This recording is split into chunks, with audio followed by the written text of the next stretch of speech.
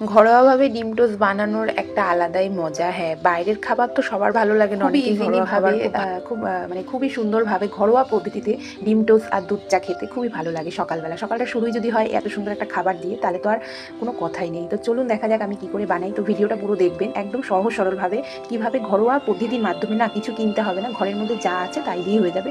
তো কীভাবে বানিয়েছি অবশ্যই দেখবেন। তো চলুন দেখা যাক আমি কীভাবে ডিম টোস্ট আর দুধ চাটা বানালাম। তো অবশ্যই আপনারা দেখবেন এবং পুরো ভিডিওটা দেখবেন, এবং কি একদম ঘরোয়া পদ্ধতিতে দুধ চা এবং ডিম টোস্ট। তো দেখতে থাকুন ভিডিওটা পুরো, কি সুন্দরভাবেই না বানানো হয়েছে দেখুন উনুনের মাধ্যমে দুধ চা। তো সত্যি কথা বলতে গেলে আমার তো খুব ভালো লাগে, এবং সকালটা শুরুই যদি হয় এত সুন্দর একটা দুধ চা আর ডিম টোস্ট দিয়ে, তাহলে তো আর কথাই নেই।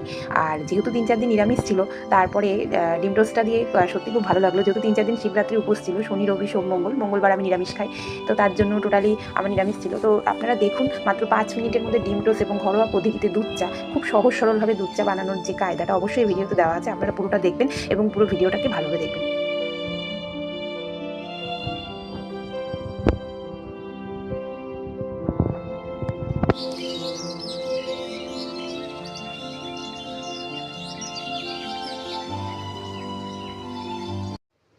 রুটি ছাড়া তো ডিম টোস্ট হয়ই না, তো প্রথমে রুটি তো লাগবেই, তাই 2টো রুটি নিয়ে নিলাম। নমস্কার বন্ধুরা, আপনাদের টক ঝাল মিষ্টি আমার নতুন চ্যানেলে স্বাগত। অনেক দিন ধরে, যেহেতু 3-4 দিন ধরে শিবরাত্রির নিরামিষ ছিল, ধরো নিরামিষ শনি রবি সোম মঙ্গল, মঙ্গলবার আমি নিরামিষ খাই, তো মঙ্গলবার নিরামিষ খাওয়ার জন্য আমার একেবারেই আমিষ মানে খাওয়াই হয়নি, ধরতে গেলে পুরোপুরি নিরামিষ ছিলাম। তো সেইখানে সকালবেলায় মনে হচ্ছিল যে না, একটু চা আর একটু ডিম টোস্ট, অনেক দিন খাই না প্রায়, মানে এগুলো আমার খাওয়ার মধ্যেই পড়ে। তো চলুন আপনাদের দেখিয়ে দিই কী করে দুধ চা ঘরোয়া পদ্ধতিতে এবং পারফেক্ট 5 মিনিটে ডিম টোস্ট বানানোর উপকরণগুলো।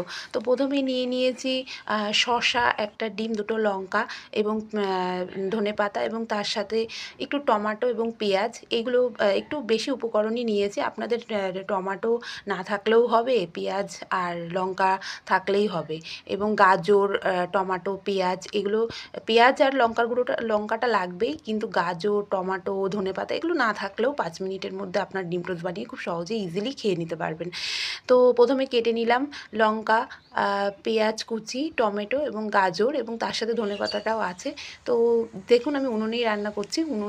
উনুনে একটা গ্রাম্য পরিবেশে উনুনে রান্না করতে মজাই আলাদা।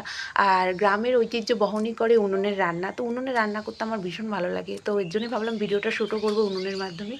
তো উনুনে রান্না আমার মা, কাকি, পিসিমা সবাই করেন, কিন্তু এখনকার দিনে আমাদের প্রজন্মে উনুনে রান্না করাটা একটা লজ্জার ব্যাপার হয়ে দাঁড়িয়েছে। তো চলুন উনুনে রান্না করে আপনাদের দেখিয়ে দিই 5 মিনিটে কী করে পারফেক্ট